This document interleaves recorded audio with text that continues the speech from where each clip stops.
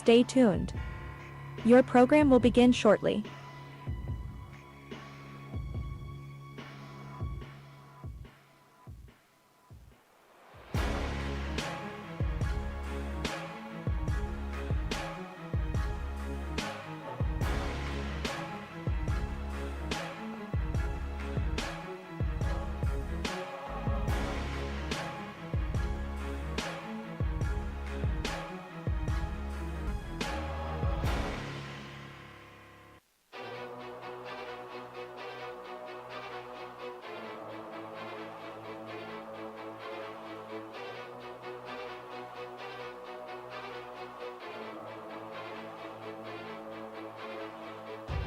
Stay tuned. Your program will begin shortly.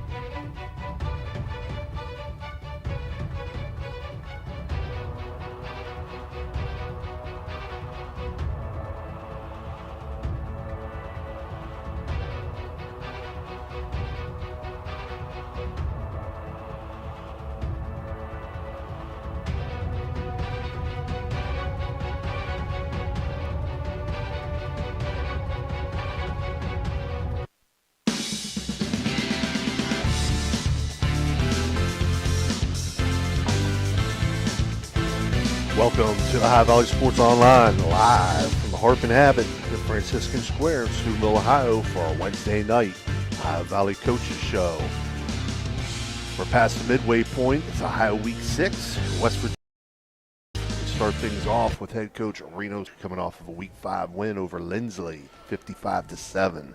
Scored on their first 7 possessions to build a 42-7 halftime lead. Ran as a team for 282 yards and 6 touchdowns. Threw for another 160 yards and 2 touchdowns. The defense held Lindsley to only 17 yards on the ground and 174 yards of total offense. The special teams did an outstanding job. So it was a complete performance in all 3 phases of the game against an athletically talented opponent, Coach. Your thoughts?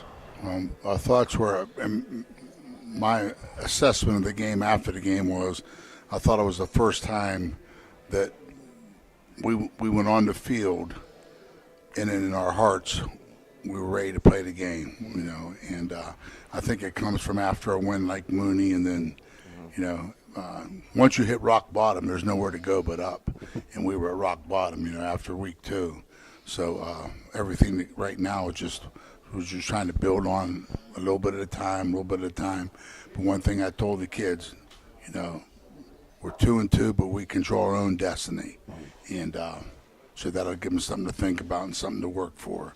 As you get older, you can't look ahead, but when you're dealing with high school kids, the more positive things you can put into their mind, the better off I think they'll be. And as long as they see light at the end of the tunnel, then I think that'll help them with their effort and their preparation. Coach, congratulations on the win this week. You guys are definitely generating some momentum. Your team here getting into the middle of the season, midway through the regular season, do you think is your team where you want them to be at this point of the season in midseason form? Well, I'm not trying to evade or avoid your question, but I don't think you ever feel like you're where you should be or where you want to be, or I think that you see improvement where you see regression, but I don't care how good good things are going. You can always feel like you can do better as a coach, and sometimes it's developing depth. Different goals every week. Like our first goal was just to bounce back and get back from injuries and disappointments. But after that, it's something different. Not every week, every day is something different that comes up when you're dealing with 15, 16, 17-year-old kids. And everybody thinks we're old. We got 61 kids on the team. How many 18-year-olds do you think we have? 0. 3. Okay. Wow. 3. That's it. That's a young football team. Yeah. That's a young football team. I can remember looking out in the parking lot, and I loved when guys, they were a little bit older, guys riding bikes to practice. But we have 3 18-year-olds on the team, and that's, you hung around with more than that. I did. Yeah, we had a bunch of us. Coach, one of the glaring stats to me, and I mentioned it, in the introduction there, talking about the game. You ran for 282, held them to 17, and I know that's a big thing. Your philosophy, and you say every week, if we can run the ball successfully and stop the run, that's going to be a key. And that is quite a gap there in rushing yardage. I know that when we watched them against Brook, and then we watched them against St. Clairsville, they were a very balanced team, and it was a game, and we respect the heck out of their quarterback. But I think we were up 14-0 at one time, and they threw a pass into the end zone that was incomplete that could have been caught. I don't know if that would have made it 14-7 or 21-7. I'm not sure about that, but I thought after that that our players really put a lid on it after that. Dover Tornado team, but I think they are a lot better than what their record reflects. They opened the season with a win over Glen Oak, and they lost a few games, but they lost a few games to to some good teams. Maple Heights, West Holmes, 4-1 West Holmes, and then 5-0 Ashland. So they seem to be a lot better than their record. Head coach Matt Reese, first-year head coach, taking over for the Hall of Famer Dan Ift. I believe he played for Dan Ift, and he been on the staff for a number of years. With the new coach, Dover, are we still going to see the typical Dover team? Well, I know defensively they haven't changed a whole lot. Offensively, they've been forced to change because of injuries to some key people. Now, if those players are back, I'm not sure. But they lost their quarterback one day, and then one game, then they lost their tailback. Yeah. But with those two in the lineup, they're pretty formidable. And with number one, so those 3 guys are good. Where they've changed a little bit though is with the offense and defensive line. They play a little bit different, but as far as their schemes go, they basically stayed the same. Yeah. Mm-hmm. Coach, looking at heading out on the road again this week. A little bit different atmosphere up there. I remember going up to seeing some Dover games, and they pack it in there, and they can be loud. They have a great crowd. They do. They always bring a nice crowd. There's a lot of pride in Dover. Regardless of that, what is the one major challenge that you believe, going up there facing that opponent, young age-wise team? Well, my concern going on the road all the time is the same. Can you get ready too early? Are you too ready in the locker room at home? Then you got an hour and 10-minute bus ride. Then so you just try to. I just try to keep it, keep it calm, keep it cool, till we get there. Then start to talk a little bit of things, but. On the road's a lot different. I mean, just the locker room, and you go from having a locker room where there's plenty of space to a locker room where you got to take turns dressing and stuff like that. So I mean, the little things like that. But if you're a football player, you're ready to play, and you know that everything you want is ahead of you, and you can't get ready for Dover, then. You should be playing baseball or something, I guess. But our players and coaches should be ready for this game. Our fans should be ready for this game. It's Dover and Steubenville, and it's a good football game every year. Yeah, Coach, I had just mentioned, about their record. They played some. It seemed like they played some good football teams. It seems like they're a better football team than the 1-4 record. Can you tell us about some of their opponents and how they played? Well, Ashland has an outstanding quarterback, and they're 5-0. Yeah. West Holmes is always a good football team. Maple Heights, Yeah. speed, quickness. They had their quarterback was like a one-man show in that game. And he scored their points and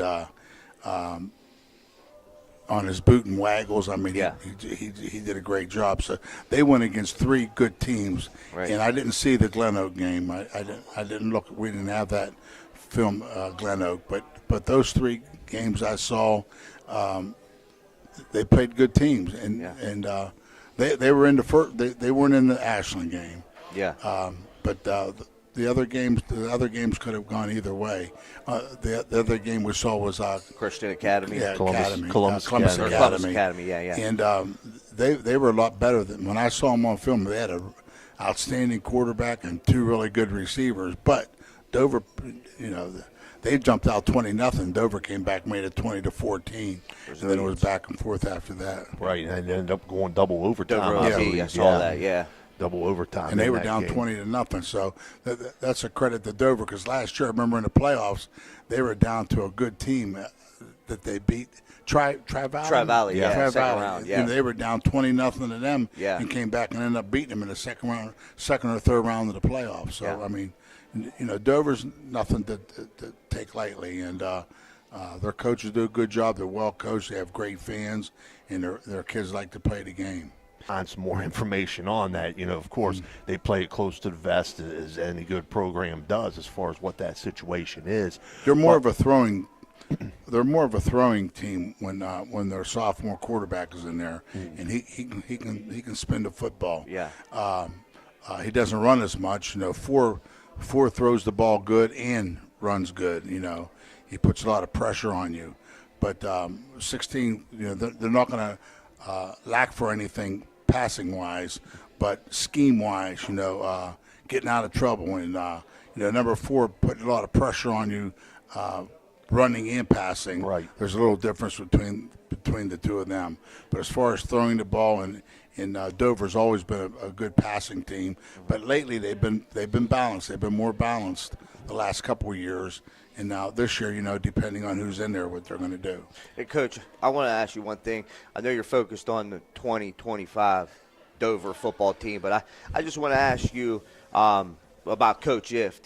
Coach Ift, this is his first year. He's he's retired now. Hall of Fame career, 30-year tenure out there at Dover. I know you got a lot of respect for him. I just tell us a little bit about Coach Ift and how it was going against Coach Ift throughout I first the met years. him when he was at Massillon Perry. That's where he broke in at Massillon Perry. Then when he went to Dover, it's pretty funny. He went to Dover. He was a wing T guy, and he never threw the ball. That changed. And then he went, and then he never ran the ball. Then but he took Dover to Dover's always been good. If you look back on the records, I mean, I think they're in the top 10 in the state as far as wins go. But they never had the playoff success that they had until he got there. Yeah. And he just took them to a different level. And it was a great game we had. Oh, yeah. When you played, Butchie, Yeah. 33-30 up at Yep. Canton. That was an outstanding game. And I've talked to their quarterback quite a few times since then. Yeah. Yeah. And he said, I didn't live in Dover. I lived in Canton. So we had a good time with him. But Coach Jeff, he just did a great job. He had 2 boys that played for him. His daughter's married to Zach Bruni down at Wheeling University. And they're football all the way. But we miss him. And he was on the board with me for a while. And he just Ballpark this portion of the Wednesday night coaches. So and I got to remind you guys that Danny Vogel played for us in 2005 and 6. I just wanted to make sure you guys understood that. Back-to-back state champ. Right. No, Friday night. You guys do a great job, man. Thanks for having us. It's a Thank you. pleasure. Absolutely. Okay. If somebody wakes Raymond up, it'll be all right. We'll take a short break, and we'll be right back with Coach Andrew Connor. You know, Fort Steuben Maintenance should be your first choice when it comes to any and all construction projects, whether it's commercial or residential. Make Fort Steuben Maintenance your first call. You can rely on them to be the experts when it comes to roofing, concrete, plumbing, carpentry, just about any job that needs done. Fort Steuben Maintenance, they're fully licensed and bonded and will even give you a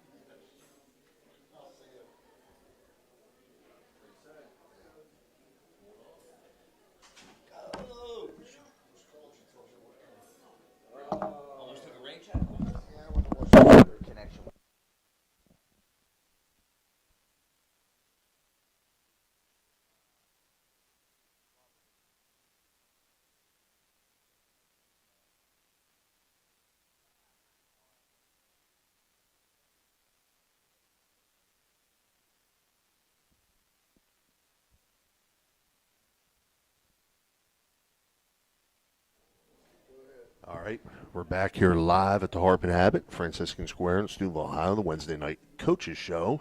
And we're being joined now by head coach Andrew Connor of the Indian Creek Redskins. This portion of the show being brought to you by Everhart Bow Funeral Home. Coach, coming off a Week 5 win over Brook on homecoming, 41-14, moved to 5-0, which is the first time since 2000, correct? And Indian Creek has been 5-0. Your team ran for 218 yards and 5 touchdowns, led by Bruce Mazur's 15 carries for 124 yards and 2 touchdowns, while your defense held Brook to just 35 yards rushing. Ian Starkey was an efficient 7-9 pass, stick creating 3 turnovers, which you were able to turn into points.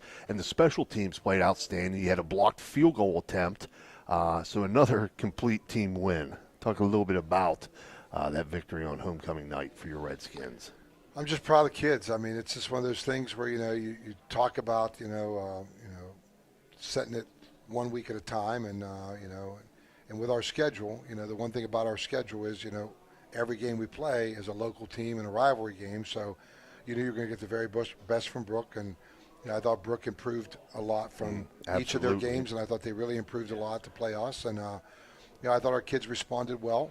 I think whenever there was a shift and maybe some momentum there, I think our kids did a really good job of answering that, whether it was on offense or defense or special teams. And, I think the important thing for us is contributions a lot from different guys. And, I think as long as we keep playing that way and, as long as nobody cares who's getting the credit for what we're doing, I think we have a really good football team. And I think the kids understand, for us to be successful, it starts with us, playing physically well. Yeah. And, I think our younger kids are playing a lot better too. I mean, from the beginning of the year, our special teams are on our kickoff team. I think our kickoff coverage has been very good. Our punt coverage has been very good. And I just think right now the kids are really kind of, understanding what we're hoping to do here. And I think they keep working towards that every week. And I'm just, like I said, I'm just really proud of them and proud of the coaches for, first half of the year, getting through that at 5-0. Right.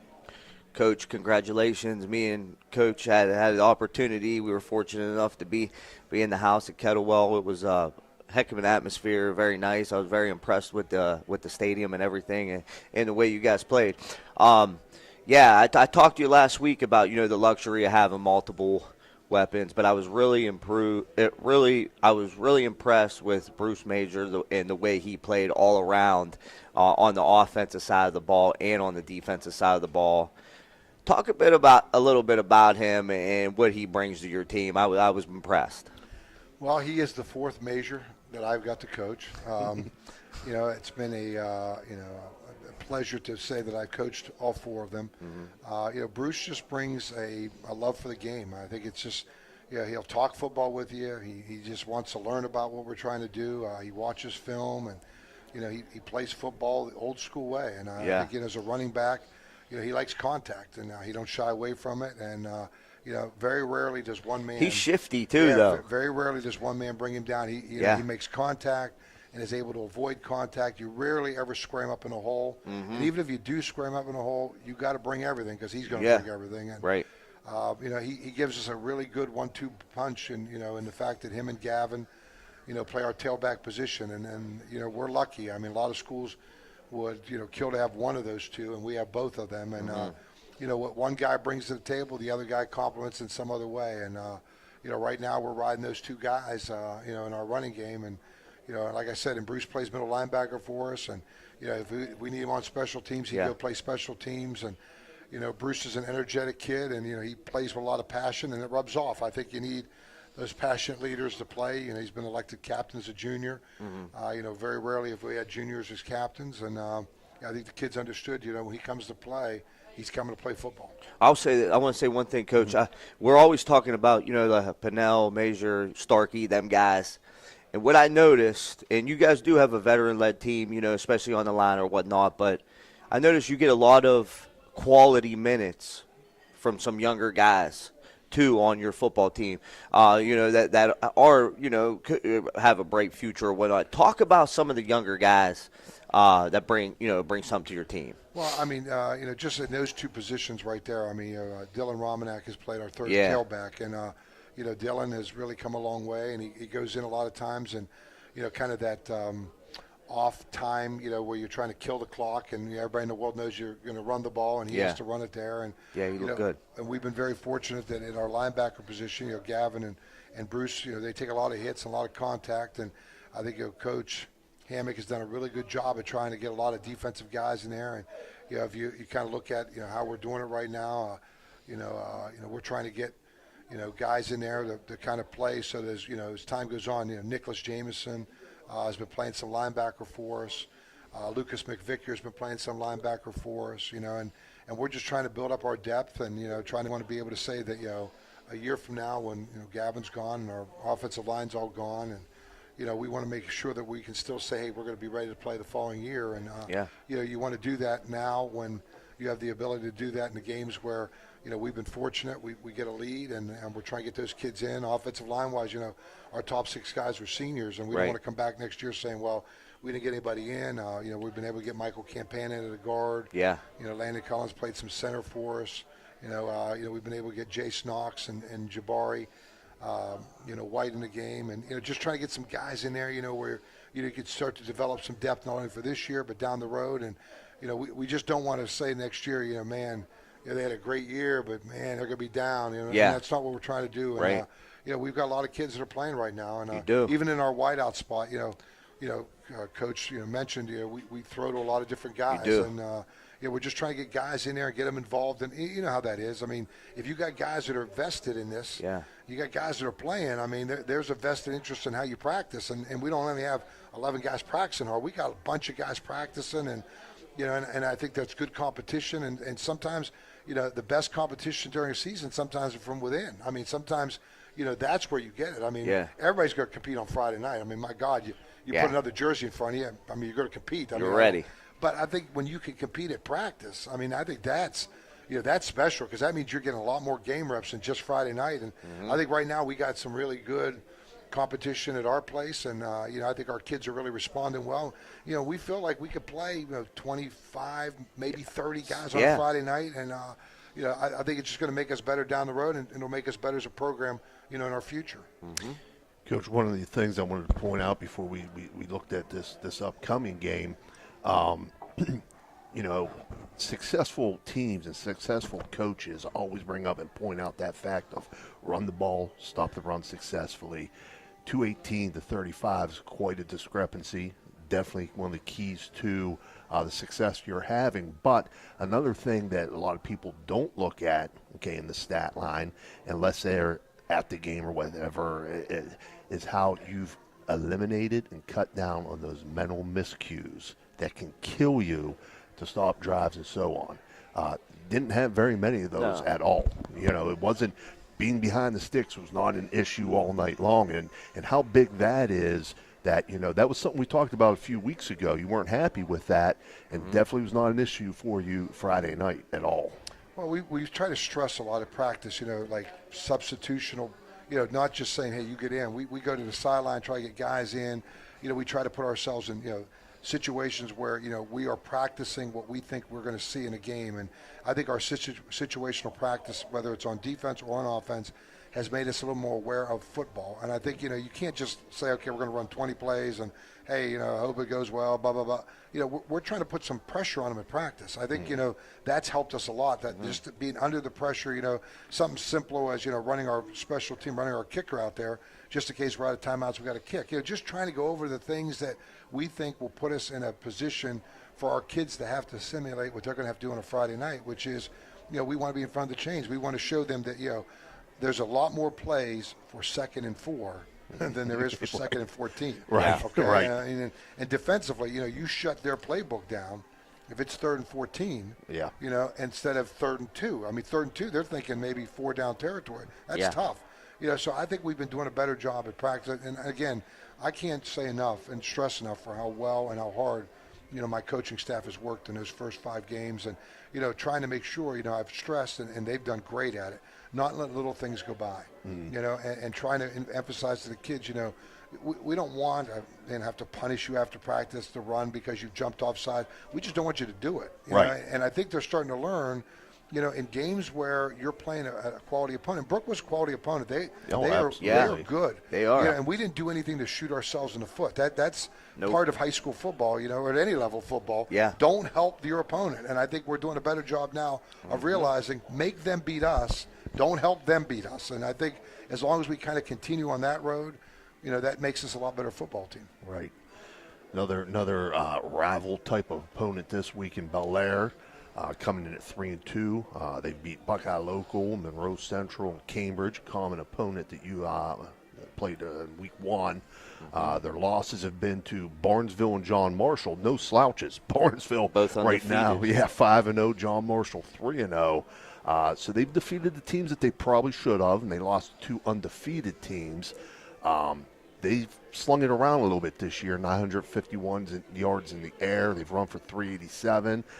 They got some weapons, probably the biggest weapon, Raekwon Pettigrew. So talk a little bit about the Bel Air Big Reds and what you're going up against Friday night. Well, one thing is, he got injured, so he's out for the season. I did not realize that. So wow. He's out. He had a broken bone. Big loss. Yeah. So it's a big loss for their program. A good kid, works hard. One thing about Bel Air, they are a balanced offense, which means – they like to throw the ball, and a lot of high school teams, including myself, you want to run the ball first, and they look to throw the ball first. And so that puts a little different spin on your practices, because now you got to worry about pass rush, coverages, don't give up big plays, So there'll be a lot of pressure on us defensively, and I think Coach Hammock has worked a lot of different schemes, and, our goal is not to let their quarterback Dipple get into any kind of rhythm, don't let him be comfortable, And then I think, last year, this was kind of the game last year down there where we really kind of got our running game going. And, we feel like that's a big part of, what we want to do on, Friday. One of the ways to put a passing game to rest is if they can't throw the ball because they don't have the ball. Right. So, one of the things we're going to try to do, we're going to get our wishbone. And we're going to try to control the clock. We feel like we're big up front. Last year I think there was a point there in the game last year. I think we ran the ball 37 straight times or 38 straight times, and and we're not going to make any bones about what we're going to do. We feel like we have a rushing attack. I make no bones about that. I like the wishbone, and I think our kids have kind of got in that mentality of. When we're in that, I hear our fans behind us, we do our signal for wishbone. They're doing it. So I think, it's become kind of an attitude for us. And, for us, we want to run the football against them. We want to play physical against them. I think that's what helped us last year. I think we wore them out. I think we played physical football. And I think, like I said, defensively, I think, our goal is tackle the pass. Don't give up big plays. Don't let somebody get me in front. We can confuse them a little bit, maybe turn them over a little bit. And then for us offensively, keep the ball. They play a lot of guys both ways, and it's much harder to have to play defense sometimes in his offense, and see if we can't wear those guys out a little bit. I have a lot of respect for, Bel Air's program over the years. They always, no matter what happens, they seem like they always reload, and, they got a good coaching staff, and they're going to push us, and it'll be good for us. I think coming off the Brook game, you'd want to play somebody that's pretty good. You want to play somebody that's going to challenge you. They're going to. Like I said, they're well coached. They play hard. They travel well. So they're going to make us, kind of match that, which is good after a game. And I think, today we had an especially really good practice on both sides of the ball mentally. And, with all the things we're kind of doing, I think we picked it up well. And, You know, we're going to do our best to kind of, you know, use our physicality against Belair in this game and kind of take, you know, their skill and their passing game and kind of neutralize that with our running game. Right. Good, Coach. No. Well, yeah. I got one thing, Coach. Getting to this midseason, this middle part of the season, your team seems to be improving every week in midseason form, healthy, which I'm glad to see that. You guys were definitely everything you talk about every week. That's what we saw. You know, what you guys do is what we saw last week. And I know me and you had talked a few weeks back, and you were talking about this game, saying, you know, this is going to be a good one. I know the respect you have for Belair and what point part of the season. How important is it to have that one game at a time mentality? Well, I think it's really important. I think, you know, the one thing you don't want to do is you never want to start thinking about other things other than what you have to concentrate on. I think we're trying to tell our kids, you know, hey, you know, at any level of football, at any point, I mean, anybody can beat anybody. I mean, that's one of the things I think if you're watching TV, professional, college, or even high school, you know, when you start to take your eye off the ball, when you start to think about this or think about that, that is when you are at your worst. You know, and I think our kids have really kind of focused in on knowing that, you know, again, what we're proud of is that we play a OVAC schedule. So we have created a lot of rivalries. I mean, we play teams year after year after year. And again, I think it's motivating to us because, you know, sometimes when you don't know the other team, they're just not a lot of interest there. I mean, you know, we played a great game against Blair last year. You know, they got a little chippy game. Played Brook, rivalry game. Played Belair, we turned it into a rivalry. I think it makes it a little bit easier, especially for me and the coaches, to kind of focus your kids in. And I think the kids, like I said this week, you know, we got out to a great start on Monday. You know, I think the kids know the challenge. You know, here is one of the better offenses when it comes to throwing in the OVAC. Absolutely. So the challenge is, hey, let's see if we can't stop this. You know, I think for us offensively it is, hey, we've been able to run the ball, but let's make sure we can really run the ball this week so that we can take a little of that energy out and make them feel that pressure that, hey, you may only get the ball 4 or 5 times because we're going to keep it and we're going to drive it downfield and we're going to score. And I think that has got to be our game plan. And, you know, that's what we tried to implement this week, and I think our kids have really accepted that. And they're excited. You can see at practice, you know, at the midway point, you know, we're really kind of practicing hard. You know, we went full pads yesterday again. I think our kids kind of embrace the fact that's who we are. You know, and we don't shy away from who we are as a football program. Right. Well, Coach, we wish you the best of luck against the Belair Big Reds this week. Man. And let's hope we're talking 6-0 next week. Yes. I appreciate that, Steve. Thank you very much. Thank you, buddy. Thank you. We're going to take a short break. We'll be back with Coach Quincy Wilson of Weir High.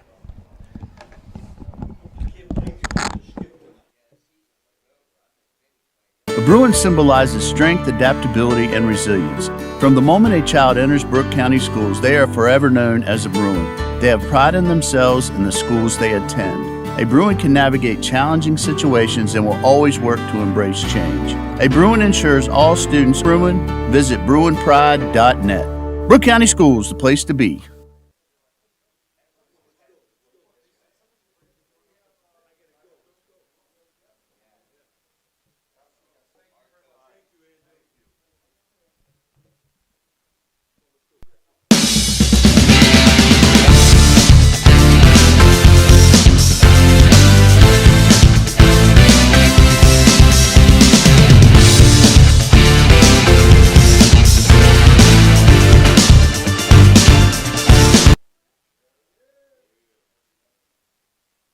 Welcome to the Harp and Habit, Steubenville's hidden gem.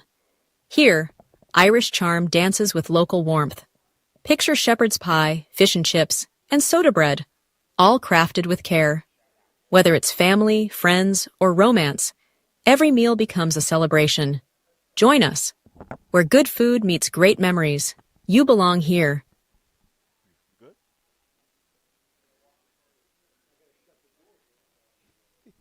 All right, we're back here live at the Harp and Habit. Wing night here for our Wednesday night coaches show. Being joined on by head coach Quincy Wilson of the Weir High Red Riders. This portion of the show being brought to you by Hancock County Schools. Coach, we're coming off of a bye week, so I want to jump right into the nuts and bolts, so to speak, of the Harrison Central Huskies, as I mentioned last week. They just earned their first victory of the season over Akron North, 41-8. Their losses have been to Claymont, who's currently 4-1, New Comerstown 2-3, Malvern 3-2, and Union Local 3-2. So they've played higher. They have speed at the skill positions, and guys like Chaz Culbertson, Bo Rinkus, and Jacob Quito, and they have some decent size up front along the offensive and defensive lines. So your thoughts on this Harrison Central Husky team? Well, like you said, I was really impressed how they played Union Local, who was a just smash mouth, big, just team, and they went toe to toe with them the whole game. So we got to play football, and we showed them the film and we showed them some of the stuff they do. Now they've done some different things in all 4 games. They've tried to. Obviously, everyone tries to run the ball. In the last 2 weeks, they've kind of been a little more spread. Obviously, you talked, guns to the wall. So there'll be no quitting those guys. And like you said, I think they're fast. I don't think they're as big as Indian Creek by no means, but they are. They have some decent size. So they present challenges, but they're a lot like us. They played a lot of young guys last year, and a lot of these guys are back this year. So what we have to do is do a good job of getting them in some formations, playing with their eyes, and making them be fundamentally sound. And it might be a death by 1,000 cuts, but let's try to start fast, which is the only goal this week. That's been the last 2 weeks, to start fast. I wish I had T-shirts that I could have got printed out with that. And then once we start fast, it's now the attention to detail stuff that you're coached to do. Like you said, we had a bye week. We went back to the fundamentals, the tackling circuits. We got the dummies out. We got the tackle wheels out. And, you try to make it fun, but yet, as a teacher, you want to make it fun, learning fun, but they're still learning, and that's the whole point, So not as much film this week, but I was like, hey, let's get on the field. Let's get on the field as soon as possible. Let's get these guys in Indy. We moved up Indy. We usually do about 20 minutes. We made it about 30. Let's really dive into the positional, battles and that kind of stuff, and get our young guys ready with that stuff. So the bye week is awesome. You do the self scout. What are we doing well? What are we not doing well? Right. Defensively, offensively, and special teams. So now you just, like you said, we have an opponent. Let's go. Let's go. Yep. Yeah, Coach, this is your first road game? First road game. Yeah, that's what I thought. This is your first road game. I know it's important to you that you start fast, like we were talking about. What do you want to see out of your team as far as having a balanced attack? What you guys are able to do offensively and defensively. What do you want to see your team do good offensively and defensively versus Harrison? Well, I think we've taken kind of the NFL model where we've scripted the plays. So offensively, the first 10 plays we have rep the heck out of them, if you know what I mean. And defensively, it's the same thing. We want to prepare for 5 wide. We want to prepare for this. But obviously, we don't know what they're going to do till they do it. Yeah. But keep showing them everything. Yeah. And that's the biggest thing. I think the biggest thing with kids these days is the confusion or the motion or the guy pulled. I thought it was supposed to do this. So just showing them everything we can do, not everything that can happen on a play. Yeah. And then reacting to it and not being afraid to reload and not if it's execution. You guys know what's going to happen. This is the plays. This is what we're going to do. This is our third down call. So getting them so familiar with it that it's just second nature. And then defensively, I always tell guys, even if you did not know the defensive call, be a bad mamma jamma and go get the ball. I thought we played way better against Indian Creek, giving up no punt returns or cut returns or blocks and that kind of stuff. So, again, just keep building. But, again, excited for these guys just to play. When you're a bye week in high school is so much different in college and then the NFL. We're thinking in NFL, you're thinking about vacation. Yeah. I get 3 days off. I'm going to Cancun. In college, you're like, it's all about training your young guys. Yeah. In high school, you're just trying to keep them together. Hey, come on. Camaraderie. Exactly. So a lot of team building this week and a lot of just retraining them. I made a cut up, mentioned this last week, I made a cut up of just our stuff. Even though we're 0-3, we have some great tape, man. We've had some good things on offense, some good things on defense. And just re-showing them, like, listen, this is what happens. Hey, 9 in the box, we had a 20-yard run. Yeah. So when we execute, it can happen, guys. So just making sure we're exactly pouring into them and saying, hey, this is the second season. Yeah. 7 in a row now. One at a time, baby. We're 0-0. Yeah. And let's get this first one. Yep. Right. Matt, as Matt mentioned, you're going on the road first time this year. Traveling out to Cadiz, what could be considered as a Taj Mahal stadiums in the area. I'm telling you, I've heard so many good things. Wait till you see it. I'm telling you, if you get a chance, go up in the press box too. It's, it's it's a college stadium. I'm Yeah, telling you, right. as far Well, as hey, that's I've seen concerned, the okay? entrance. I've seen what they've done. They do a great job there. Obviously, Coach Hayes has been out there for 8 years, so he's got them order. Yeah. And like, hey, let's watch. Are these kids playing, or are they waiting for the end of the game? And to a man, all 4 games, those guys kept playing. And I'm not sure if you're aware of this or not. It's also their homecomings, so Yeah. you add that into the mix as well. So again, first road trip. Going into the stadium, it's a beautiful stadium. Yeah. Homecoming for them out there. What kind of challenges is that going to present? How do you approach it with your guys? Well, I think we got to bring our own juice. We're on the road. It's us versus the world. We get out there. They have all the hoopla. They have to worry about going to the dance on Saturday, and did mom get my shoes, or do I got my is my date? Do I still have a date? Or, all that stuff. They have to worry about that. We just got to go play football. And then and it's a great trip. It's a great we're getting on the bus 45 minutes. They're like, Coach, we're ready to play. I'm like, well, good. I haven't heard that in a while, so it's exciting. And like I said, I just want to get them out there and get them playing. So I think they kind of have to handle the hoopla.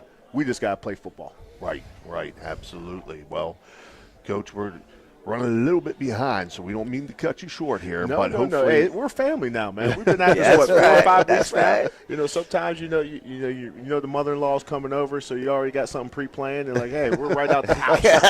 We're on the same page. Yeah, you get it. We know she wants to stay for 2 hours, but we got to practice. Hey, we'll see you guys next week. We'll be ready. We'll be out there. We're covering that game. Hey, we're covering that tune game in Friday night. Where's so the camera? Tune in. Let's go. You're going to have Ray Suckoch and Jimmy DiCarlo we got covering the your game. VIPs. Okay, We got Ray and Jimmy. So I got to put some more playbook plays in there. Me and Coach will be in Barnesville. We'll be in Barnesville. Well, I heard the Brook game. You guys did awesome with the Brook Creek game. I can see, and Huddle's fine, but I like the TV copies with that kind of stuff. So you guys do a great job. Thank you. Just appreciate being a part of everything. Thank you. Well, we appreciate it, and best of luck. Yes, sir. Friday night out in Caddis. Good luck, my man. Good to see That you. was head coach Quincy Wilson of Weir High Red Riders. We're going to take a short break, and we'll be right back.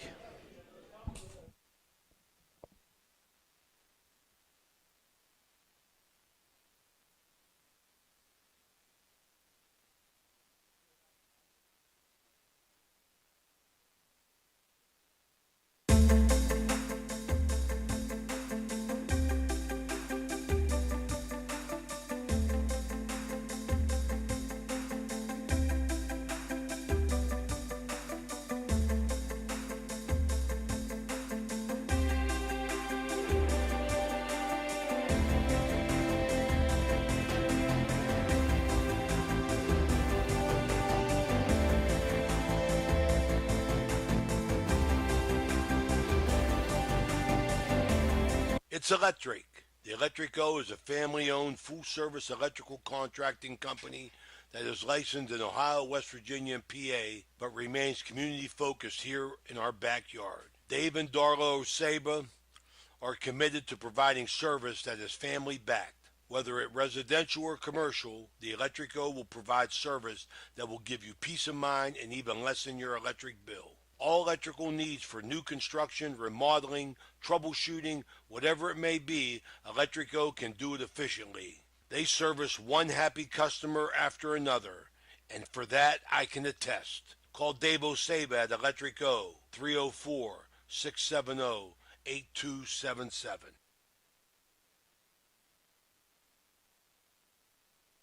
Everhart Bove Funeral Home, they believe you should take care of your loved ones while you still can. Pre-planning at Everhart Bove ensures that your family won't have to worry about the stress of final arrangements during this most difficult time. More importantly, they won't have to worry about how they'll pay for it. Visit Everhart Bove Funeral Home today and discover all the affordable options available. Everhart Bove Funeral Home, Wintersville, Richmond, and Burgolds.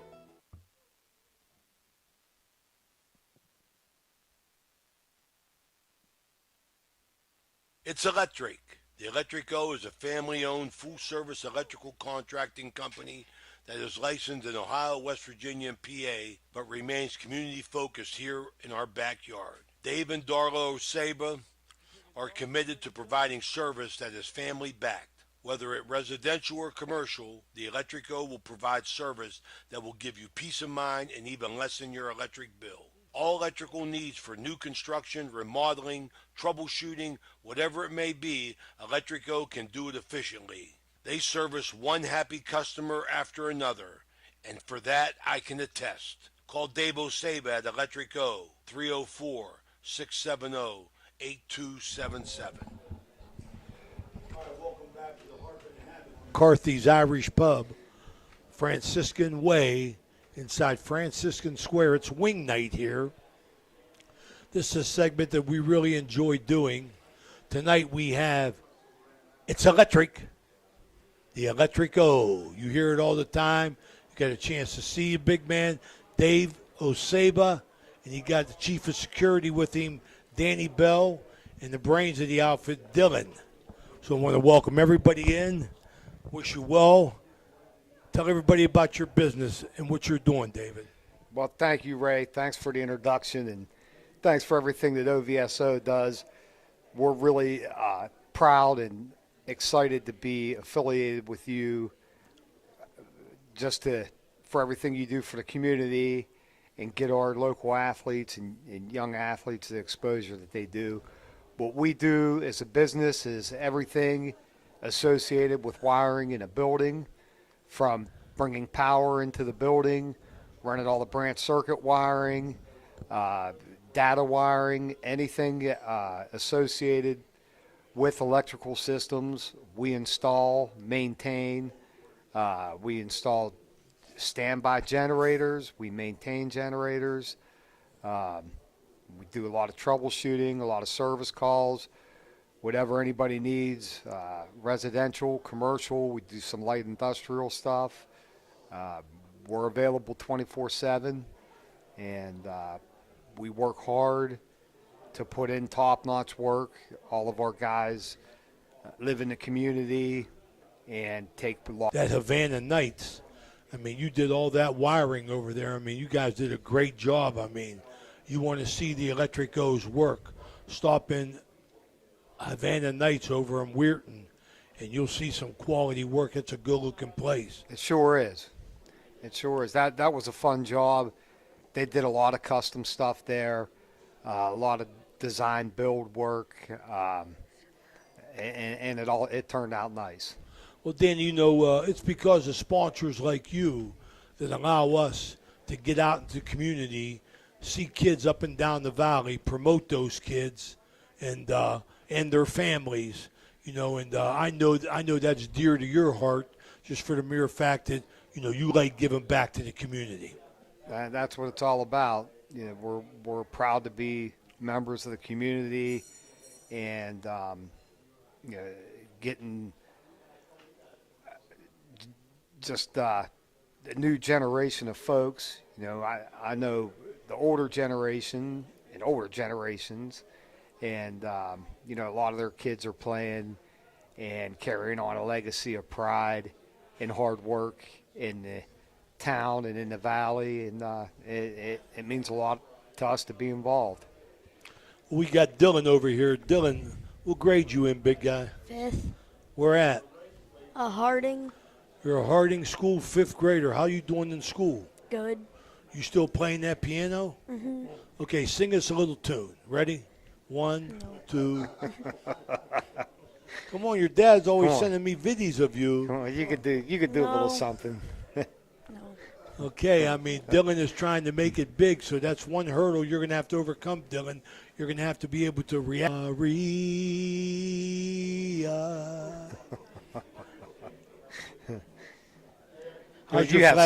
How's your flag football team doing, Dylan? Good. Okay, you're a man of many words there, Dylan Oseba. You could see him. He's in that he's in Anthony Suckoch's public speaking class at Harding School. Danny, what's the best way for people to get a hold of you? 304-670-8277 or online. Our website is theelectrico.com. That's THE electrico.com. Best thing Danny likes is when you see him, when we were out socializing a little bit. But I'm Dave, and this is Danny. Oh, that's right, Danny Bell. Danny Bell, he's the head of security at Catholic Central High School. not only is he the head of security, he could bring something to the conversation. He's a historian of Steubenville athletics. He's a Catholic Central graduate of 1978. 78. He's a decorated veteran of the United States Navy. Thank you so much for your service. He is, when they talk about Crusader pride, they're talking about this guy right here. He comes from a long line of bells. Long line of bells. Dave Osaba, the Electric O, with Dylan and Danny Bell. Honored to be here. Well, I'm going to tell you something, David. I've known you now for four years or so. Got a great friendship, great relationship. We appreciate your support. You're always welcome to come on OVSO at any time, as long as you keep paying that sponsorship fee. I know how it works. All right, one more time, Danny. Best way to get a hold of you. 304. David, not Danny. Yeah. David. 304-670-8277. All right, I appreciate that. Dan Vogel, really a step ahead of us. That's the Electric O, calling for all your needs. Believe me, he does a lot of work for me, but I'm the only guy that's allowed to go on a payment plan because I can't come up with that big cash for him. Yeah, but we appreciate everything you do, David, Dylan, Danny. Thank you all for coming by in our sponsor segment. Dave and Darla Osaba from the Electric O. It's electric. We'll be right back. Thank you.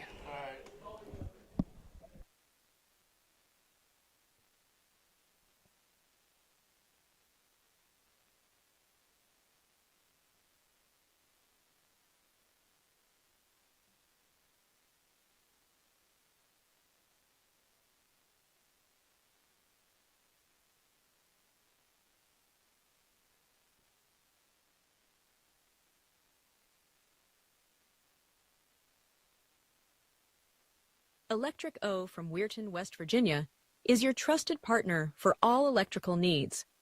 Whether residential or commercial, our expert team delivers reliable, efficient, and safe solutions. We pride ourselves on top-notch service and customer satisfaction. Choose Electric O for quality you can count on, lighting up your world with excellence.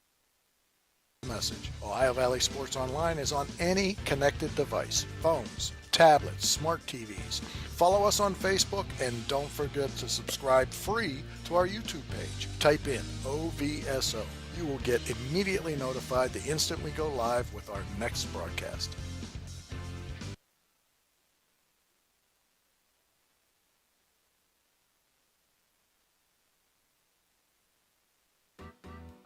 Thank you, National Colloid, for sponsoring this broadcast. A National Colloid company with over 75 years in the chemical industry can take care of all your chemical blending needs.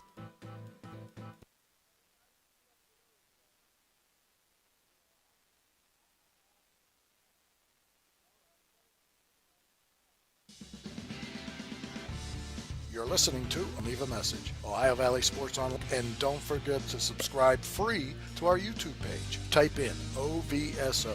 You will get immediately notified the instant we go live with our next broadcast.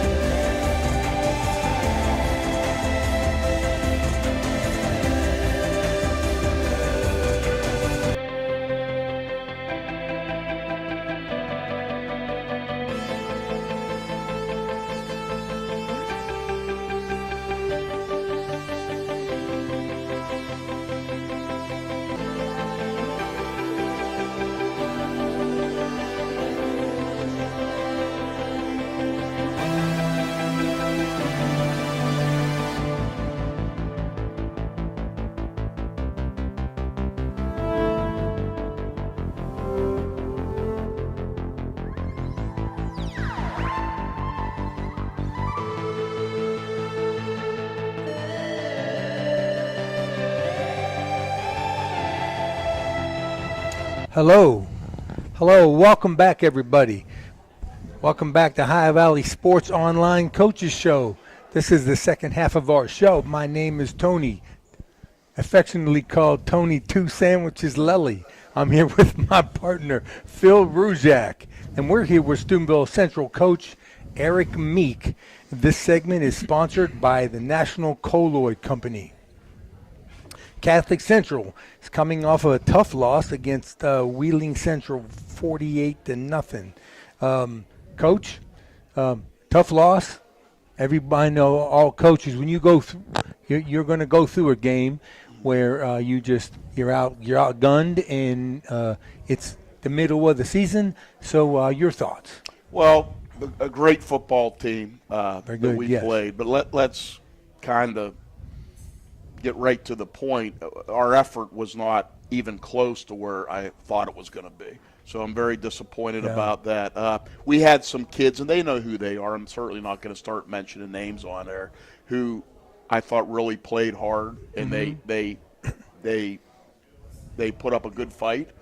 But as a team, we did not. And what is disappointing is from our first scrimmage on August the 8th to our second scrimmage August 15th to our first game at Wellsville, second game at Strasburg that we lost, third game against Rosecrans, fourth game against Bridgeport, I thought we've improved, and I thought that we as a football team were getting some grit, and we didn't do that. Now, whose fault is that? That's my fault. Not mentally.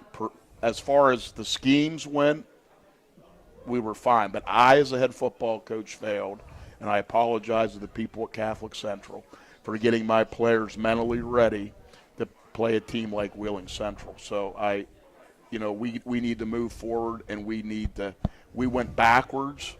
You can lose if you give effort. I got you. You can lose, but as a team, we did not play well, and that falls on me. Yeah, they were really good, and I agree. I've seen improvement from day one, and it was a bit of an anomaly of what I saw happen. Sometimes you just get those teams, and sometimes you eat the bear, and sometimes the bear eats you, and the bear was hungry that night. Yes, it was. I mean, it's hard to find positives in a game where you lose 42-0, and you were down 28-0, or 48-0, and you're down 28-0 in the first quarter. But you still had a little bit of a running game. Holsworth and Thorne had some yards, and they may have come a little late, but nonetheless had some yards. One turnover against a very, very good team. So you got to dwell on the positives, I guess. Yeah, I guess what bothers me is after looking at the film, and besides the lack of fight as a team, I'm talking as an overall team, right? Is sometimes we lined up not in the right place defensively, which that looks like coaching, which it is because apparently we didn't reiterate it enough. I mean, that's not the front we should have been in, and early in the game, there were a few blocking schemes where we completely had missed assignments, and that doesn't look good either, because when you don't block the person you're supposed to attempt to block, that looks like unsound football. So, but there were some positives. You mentioned Ryan Holsworth.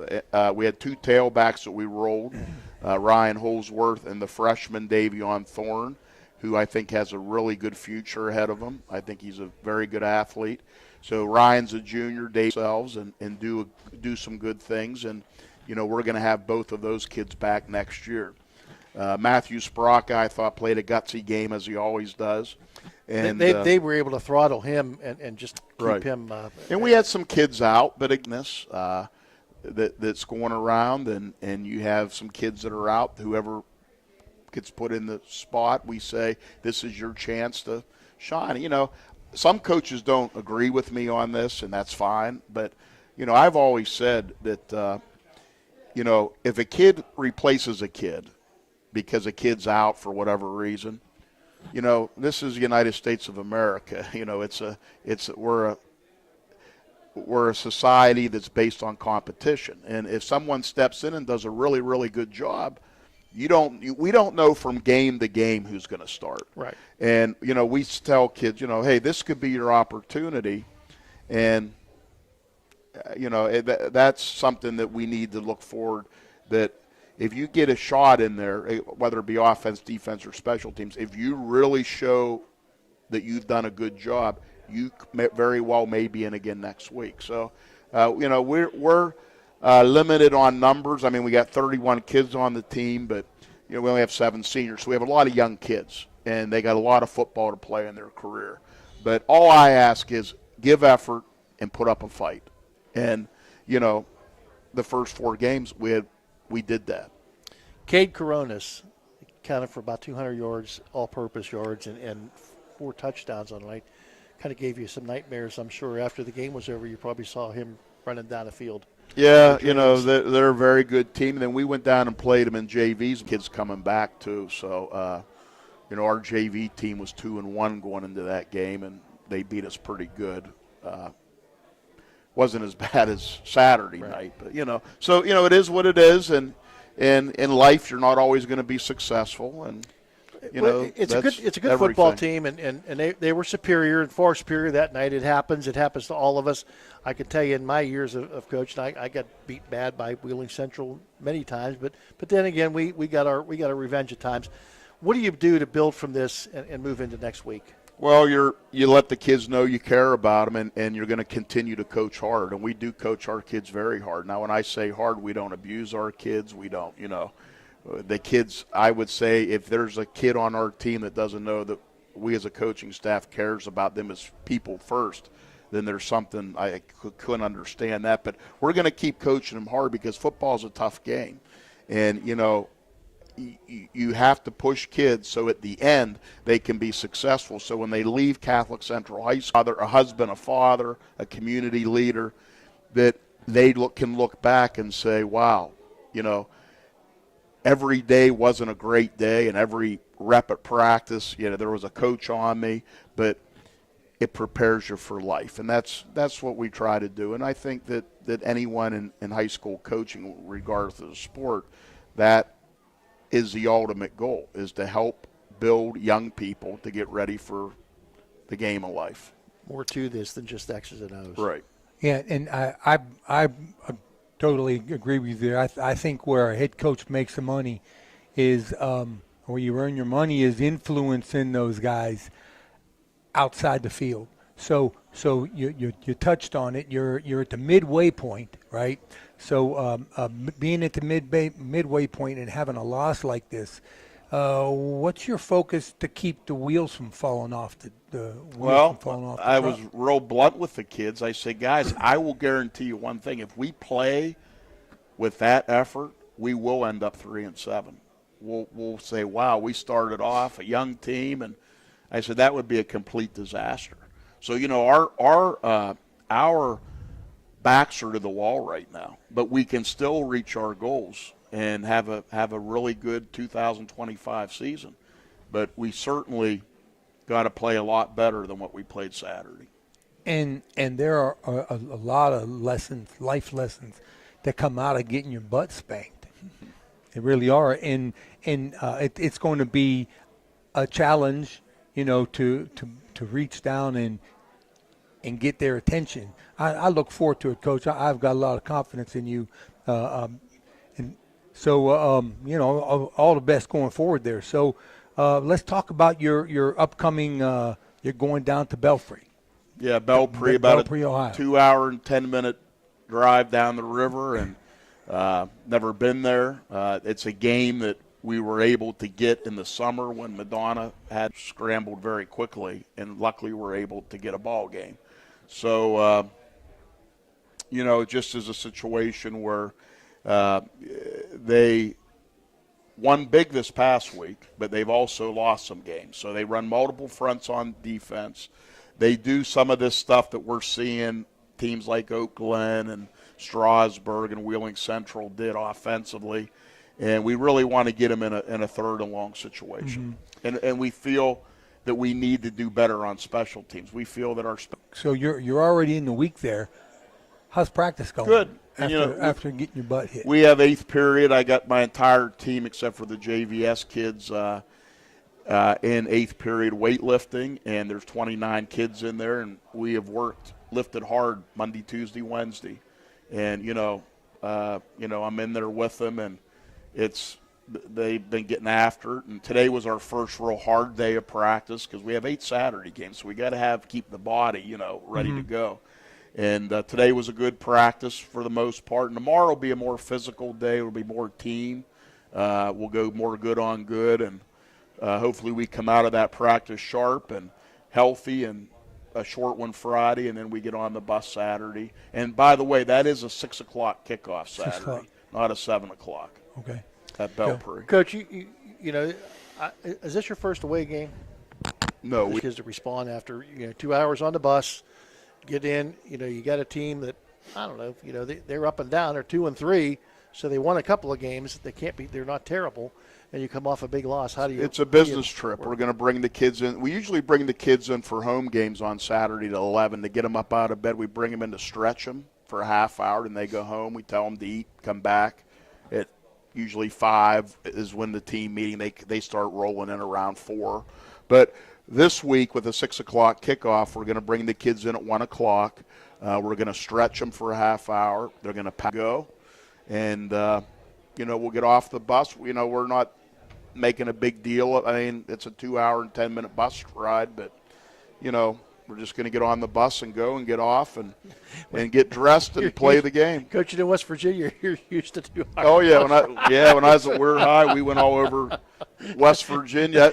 I remember we went to Petersburg one game, and we're driving, and I'm like, why are we going past Deep Creek, Maryland? I didn't realize where Petersburg was over on the Eastern Panhandle there. So, and then we went through Virginia for a while. Then we came back. I made that trip to Petersburg too with Doug and Ray. We went and got hit by a deer as we were driving back. And when we did radio, if you didn't know, Phil and I were radio partners for 4 years, and we went all over the place to cover Weir High football. Yeah, we had many trips. Yeah.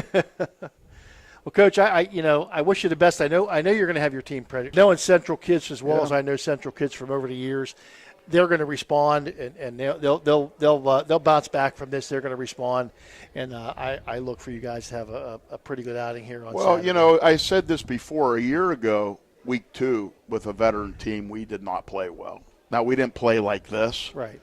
But we had a real sit-down. It was a real sit-down a year ago.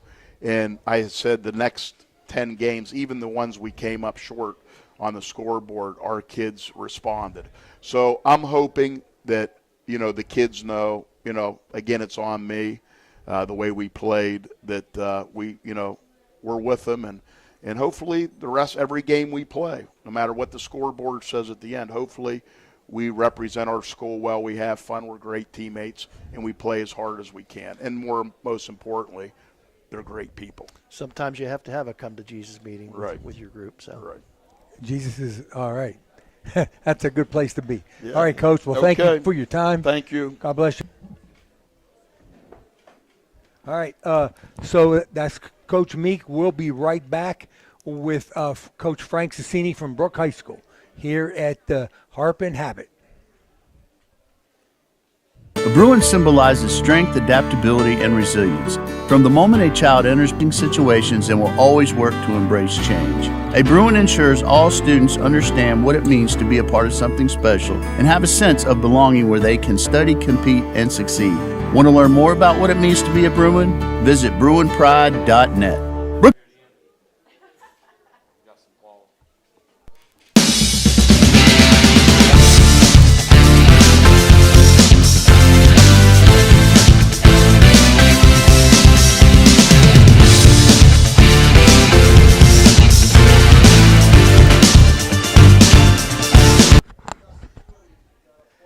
Yeah.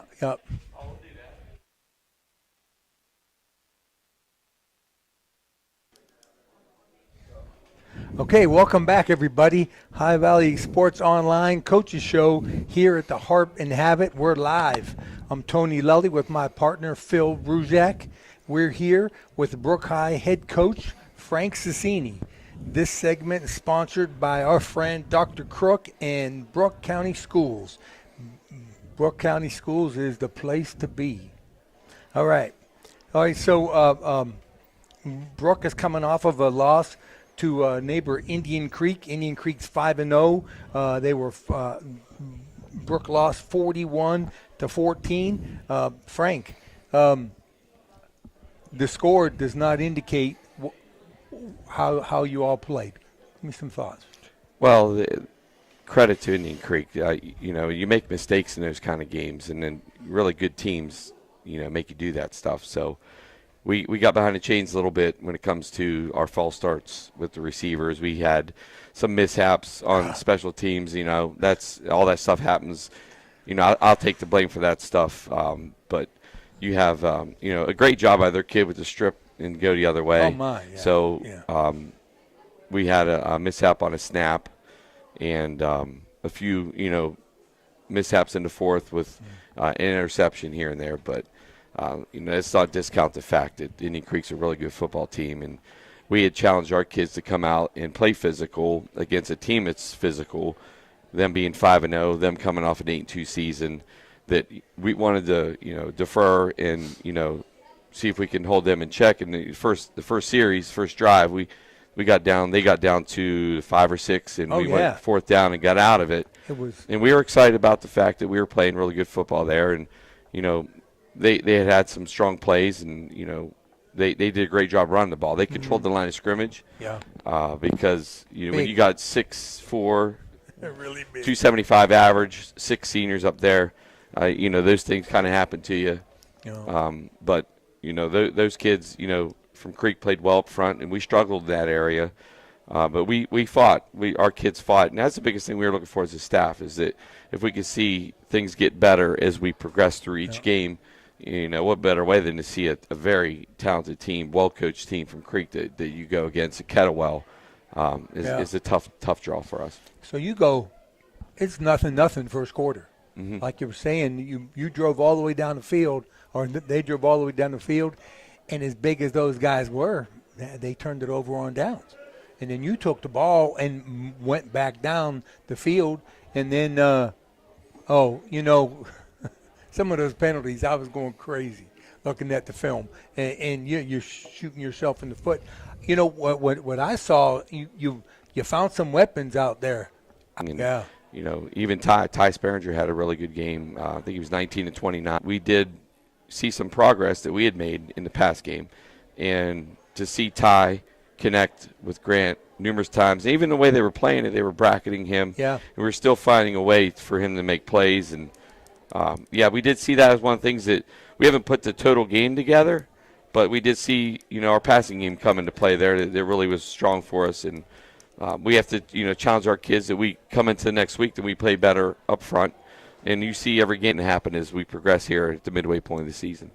Youngster Connor Cart, your team as a young team made young mistakes. They're a veteran team and a playoff caliber team. This is where it seems to me. This is where you're headed, Frank.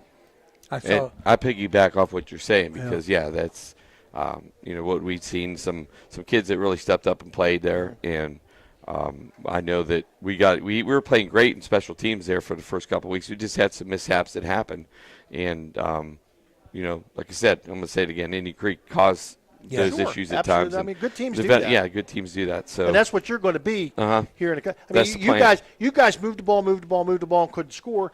At least now you're putting the ball in the end zone, and you're having success and not turning the ball over as much as you were. Correct. I saw a really kind of a turning point in the game, which very indicative to young players.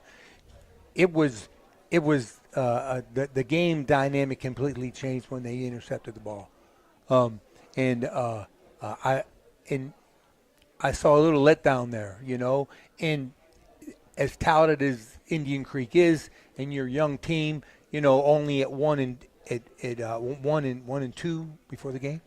And so, and when I was watching, as I'm going through the film, I'm thinking, oh well, that was it. It was a big letdown. And then I was the scorer in the fourth quarter, and you had another goal line stand, We 4 did. and out. Yeah, it was and fourth brought down them there. out. Our kids had a strong stand. That was And awesome. defensively, really good. Ian Starkey is a special. Oh, he's athlete. phenomenal. He's yeah. a phenomenal. The Major kid. You know, you well, keep Major going through- picked up the slack, but Yeah. I know Starkey scored 3 touchdowns, but you held him to 34 yards on 11 carries. When he carries the ball 11 times, he's generally near 100. I mean, you have to be pleased with the Very efforts that your pleased. kids gave in that respect. Can you expand on that? Yeah, and you know, I agree with that wholeheartedly because that was a tall task to keep that offense in check, and a lot of teams haven't got to do that. But they did do their thing. They did create things that, you know, their coaching staff has been preaching with them for years. Because I know years ago I talked to Andrew before the game. He has had those kids out there since they were freshmen, sophomores, and you know, this is the payday for him. And the way that they approach things, and they had a strong year last year. Now they're going to take another shot at it. And I know that we did see that where we had kids step up, especially in the fourth, where we had the goal line stand where we definitely could have, you know, kind of packed it in there. And, Absolutely. you know, we have some things to hang our hat on moving into the next week. That's really big. It really is. When you're 1-3 and you can say that the fourth quarter, you know, like we did, you know, the 4. Correct. You know, and that's a big tradition, and you really stepped up. As a Bruin alumni, I was very proud to see that. Yeah, so we're moving in that direction. And our kids played very physical. To play a group that's that physical, we had to try to match that. And that comes into play with, like I said last week, the schedule that we play and the scrimmages we had, that we understand physical brand of football. And we're going to continue to play that way. We've talked about your kids buying in from day one, and your kids have bought in. But, you know, they buy in, but you know, they're subconsciously they're like, you know, there's still a little bit of wonder. Then when you lose, a little bit of wonder. I think now your kids are starting to say, this is working. This is clicking. I think we got a good thing here. And Phil, if you could have seen today's practice, we had a really strong practice. The kids are you know, diving into the things we're showing them and the game plan for this week. So, yeah, growing pains and too many of them at times. And the season's at a spot where we can make some moves here and, you know, win the next one. We'll work hard at it and see where the chips fall here at the end. But, you know, we're in a phase now. We're at the midway point. Some of these kids have been out there enough now where, you know, they're somewhat young, but at the same time now they've seen enough snaps now. You know, let's start limiting these mistakes and getting better from week to week moving in the second half of the season here.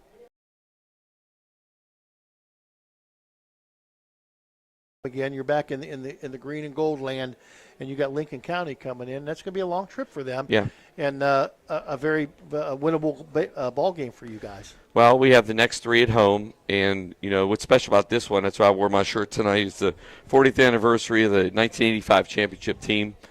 Those guys were the champions. When I was in 7th and 8th grader, went and watched those guys play, and that's what we always looked at as kids trying to be the Bruins, watching Tony Lally run the football years ago. But we are celebrating that team and all their accomplishments, and they'll be coming in from all over the country. And we're going to have a reception area where they'll be coming into a tent, and they'll get their shirt, and then we'll honor them. And George Kidwell, who's an exception, will be playing that game at Brook Memorial on Paul Billiard Field in front of those guys, and we'll celebrate that. And we're going to have a game where it's the next one that's up, and we have a challenge because we don't know a ton about this group other than they played last year. This will finish a 2-year contract. This Lincoln team is just south of Charleston area, so they have a little bit of a travel for themselves. But, you know, like I said, we had done that last year, so we are in a spot where we're going to go ahead and line up and play. And we are looking to get this one. This could be a big one for us to get us moving in the right direction. And somewhere smiling down, looking down on Friday night is going to be the big man, looking down and just with a big smile on his face. Yeah, because that's where it all started. You know, there were some great teams prior to that, but when it comes to the getting that championship and getting over the hump, Jeff Schweitzer, Paul Giulio, all those guys, Rob Bukini, all those guys, you know, jumped in and were dominant on those teams and the 80s. But that one is the first one to put it on the map. Years ago, they called it Bruin Mania. That all those charter buses had gone into Charleston, and I was on those buses as a kid. And for them to beat Parkersburg in the championship game, they started out 0-1, end up 11-2, and they ended up state champions, and we're going to honor those guys this week whenever we go and play Lincoln. I remember in '87. We're going to go a couple years later. In '87, when Madonna and Brooke were both in the state championship game for attendance in both the single A game and the triple A game, because everybody from Madonna went to the Brooke game and everybody from Brooke went to the Madonna game. Yeah. It was just a great atmosphere. Yeah. Yep. '87 was a strong year, and it was all laid in place by these guys in the early '80s. You know, that's you guys, exactly what happened. Because they, right? the championship would have been North Marion, the '80 team. Yeah, it was the first team to ever go to a championship. Yeah. State championship when we were losers. And they lost to Rich Rod. So the fun fact for everyone is the star at North Marion High School at the time was Rich Rodriguez, who was the receiver, and these guys had to play against him, and he was an exceptional player. Ended up getting a scholarship to play at WVU, which led into the coaching career he has now.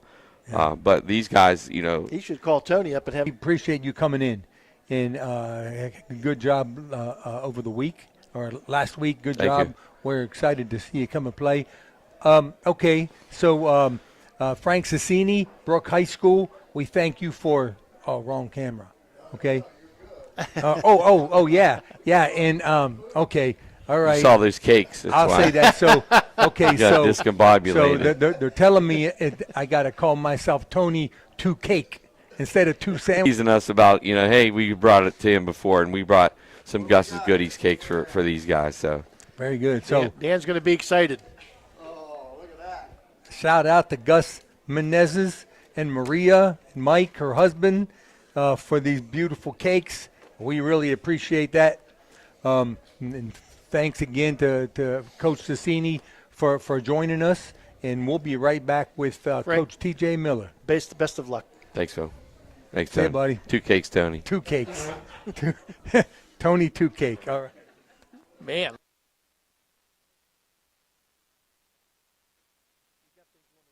County Schools, the place to be.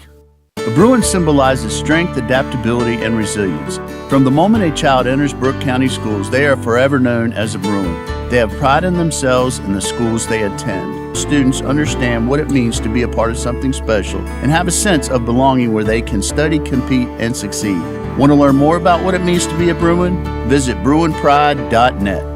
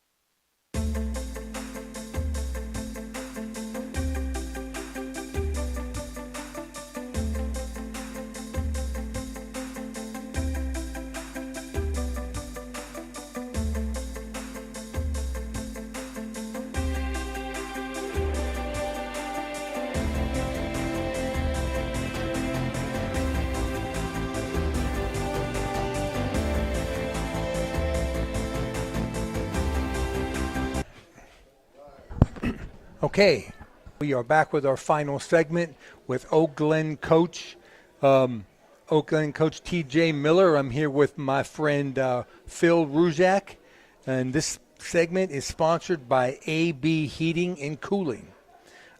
T.J., first loss of the season. Had a heck of a game against Toronto.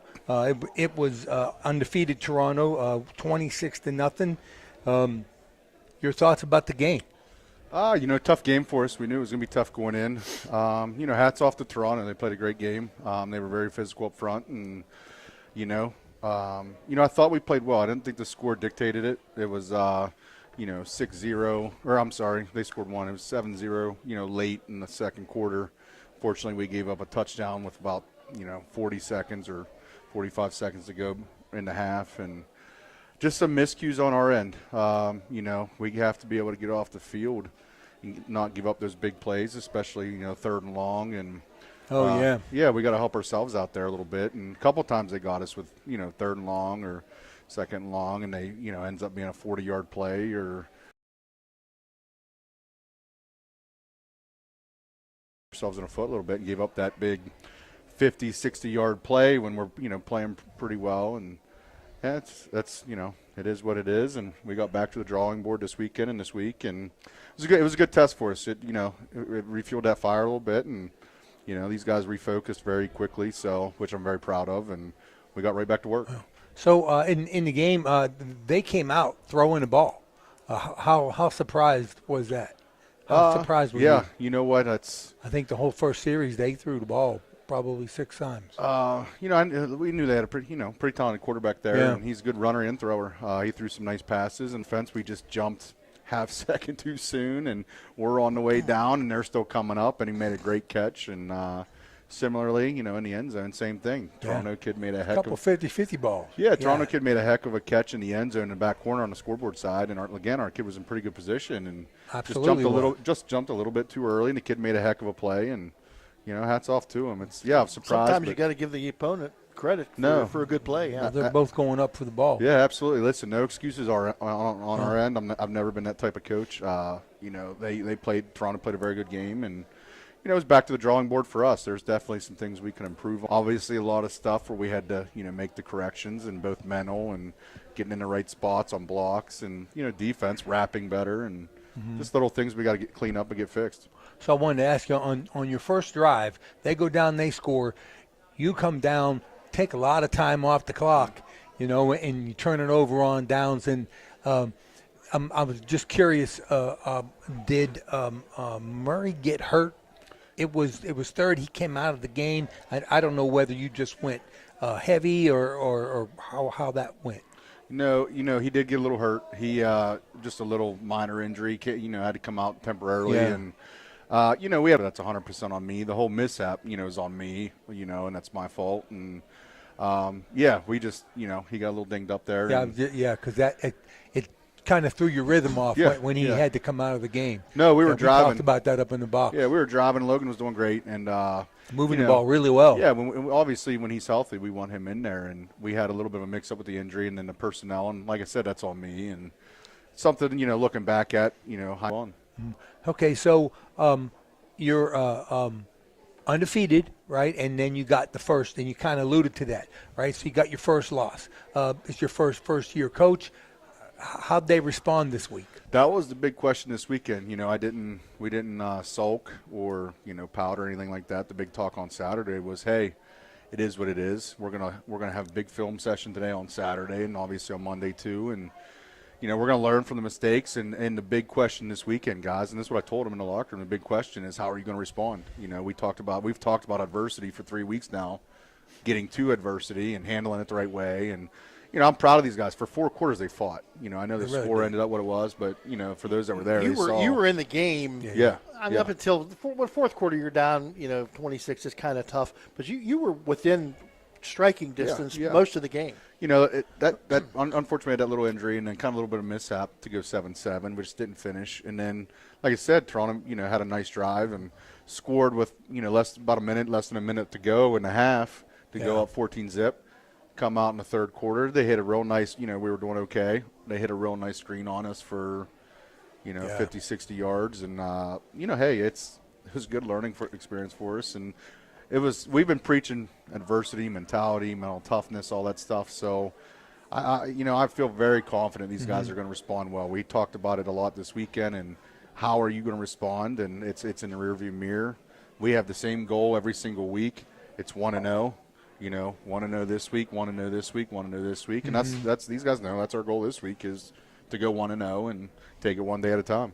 You had 4 guys. They had 4 guys with 26 to 48 yards. Yeah. So they had, they had a very good rushing game. Yeah. And then, you did keep them in check a little bit, but pretty tough with 4 equal backs. Yeah, they have some nice athletes on their team. I talked last week about like the Boucher boy, for example. I've known Drake since, I've known him a long time, and they had some other good weapons. The Fair boy, and they had some good guys. The quarterback ran well. They had, like you said, 4 guys running the ball, and they were churning a little bit. Once we'd get a little bit of positivity and stuff, that big play just always hurt us, and that was kind of a point of emphasis this week. A little bit when we talked was we have to be able to take the big play away. and get if we're 3rd and long, let's take advantage and let's get our defense off the field. So.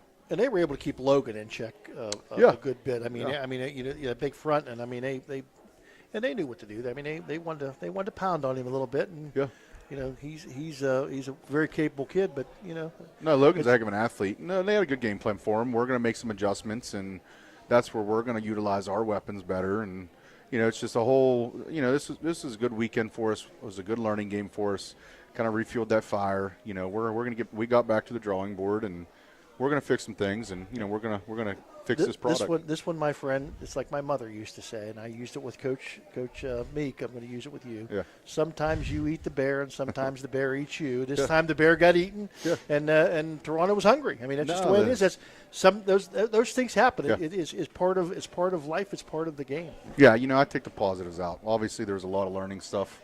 We study film a ton, so we got back to it. And these a lot kids, of positives. Yeah, these kids are very tentative of the film and the mistakes, and it was good for us. Not you never want to lose a game, obviously, but it happened. We can only move forward. We learn from it, and we'll fix what we can fix and get going. One thing I want to say: the 3 coaches we have, Coach Meek, Coach Cassini, and yourself, all 3 of you guys. I think that the schools that you have that you're working for are blessed to have you guys, because all I hear out of you guys when the team is successful, it's how great the kids are, and when things go awry, it's my fault. Yeah.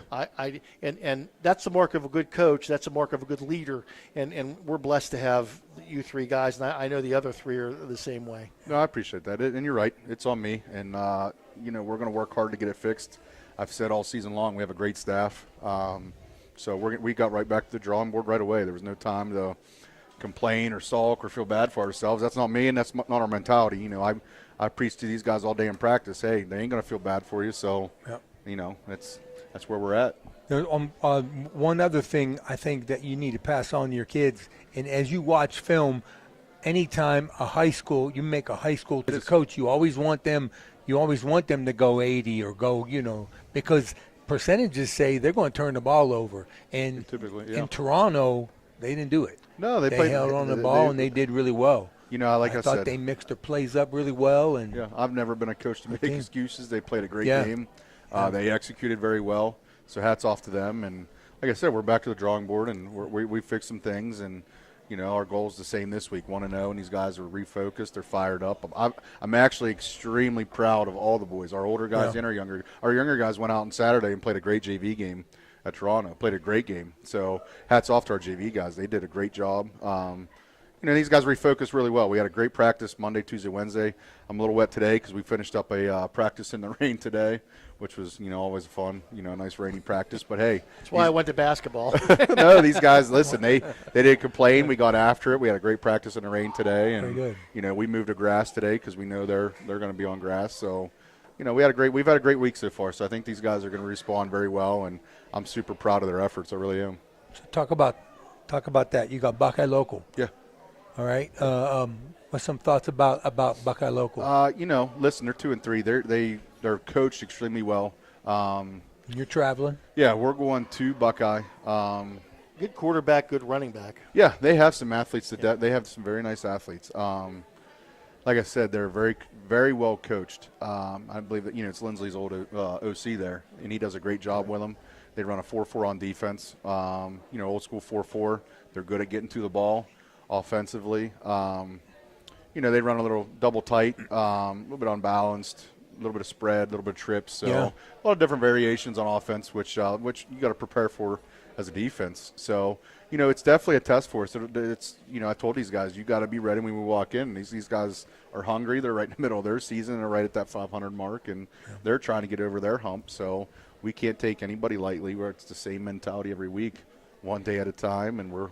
It's nice to see Oakland and Buckeye Local back on the schedule with each other. We played it for a while, and it went away for a while. And it's 2 schools that are close and very close in some game by both teams.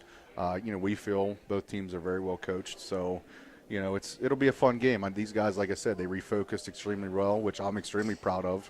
That's what you want to see, especially after a loss like that. These guys, they're fired up, and it kind of just added that extra fuel, which can be a good thing. A loss, you never want to lose, but it could have been a good thing happening at a good time. Gets these guys refocused and fired up, and we're excited. It's going to be a good test for us. And like I said, the goal is 1-0 every week, and that's the goal this week with Buckeye.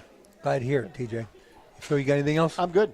Okay, TJ. Just wish you good luck. No, I appreciate it. Good luck to you, my friend. Thanks for coming and spending time with us. Hope the Bears are 1-0 this week. No, absolutely. Thanks for having me as always. Thank you. All right, everybody, that'll be it for this evening. High Valley Sports Online Coaches Show. This week we go to we going down to Barnesville on Friday. Game time 7:30. Is that the only game we got? Harrison and Weirton. And Harrison and Weirton on Friday, game time 7 o'clock. And so for Dan Vogel, Phil Ruzak, and Tony 2K